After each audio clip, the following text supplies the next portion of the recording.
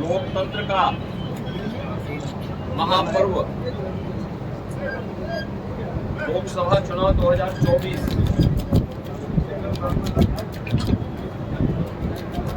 अंतिम चरण का चुनाव आज देश के 8 राज्यों के 57 सीटों पर हो रहा है, जिसमें उत्तर प्रदेश की 13 सीटों पर भी आज पूर्वी उत्तर प्रदेश में मतदान हुआ है। पिछले 2 महीने 2.5 महीने से अधिक समय से जो देश के अंदर आम जन की आकांक्षाओं को पूरा करने के लिए जनता जनार्दन की जो अपेक्षा थी उसके अनुरूप विभिन्न राजनीतिक दलों ने जनता जनार्दन के सामने अपने अपने मुद्दे रखे, अपनी सरकारों के समय के कार्य और कारनामों को रखे। आज अंतिम चरण में 8 राज्यों के 57 सीटों पर मतदान हो रहा है। उत्तर प्रदेश की भी 13 सीटों पर जो हमारी पूर्वी उत्तर प्रदेश में महाराजगंज, गोरखपुर, कुशीनगर, देवरिया, सलेमपुर, बलिया, घोसी, गाजीपुर, वाराणसी, चंदौली, मिर्जापुर, रावणसगंज, ये सभी सीट्स हैं। इन सब पे इलेक्शन प्रारंभ हो चुका है। मौसम की विपरीत परिस्थितियों के बावजूद भी मतदाताओं ने जो उत्साह दिखाया है, मैं सबसे पहले उन सभी मतदाताओं के प्रति हृदय से आभार व्यक्त करता हूं जिन्होंने लोकतंत्र के प्रति अपनी आस्था को व्यक्त करते हुए भीषण गर्मी में टेम्परेचर इस समय 50 डिग्री के आसपास जा रहा है, जो संभवतः कई वर्षों के बाद और कई दशकों के बाद इस प्रकार की स्थिति हम सबको देखने को मिल रही है। लेकिन इस सब के बावजूद भी जनता का उत्साह कम नहीं है, बल्कि वह और भी मजबूती के साथ देश के अंदर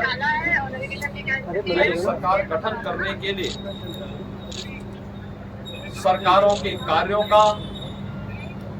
उस सरकारों के कारनामों का अवलोकन करते हुए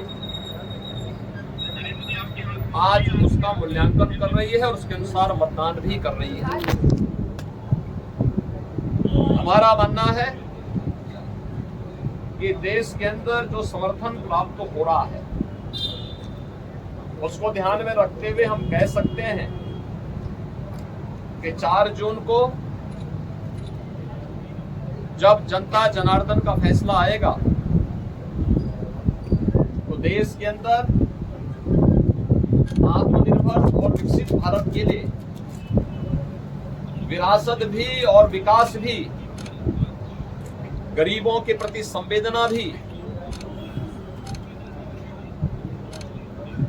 युवा पीढ़ी के उज्जवल भविष्य, जिन लोगों ने और जिन पार्टियों ने, जिन सरकारों ने काम किया है उसको पूरा आशीर्वाद प्राप्त हो रहा है और जनता को सुखद अनुभूति होगी, देश को सुखद अनुभूति होगी कि मोदी जी एक बार फिर से प्रचंड बहुमत के साथ सरकार बनाएंगे।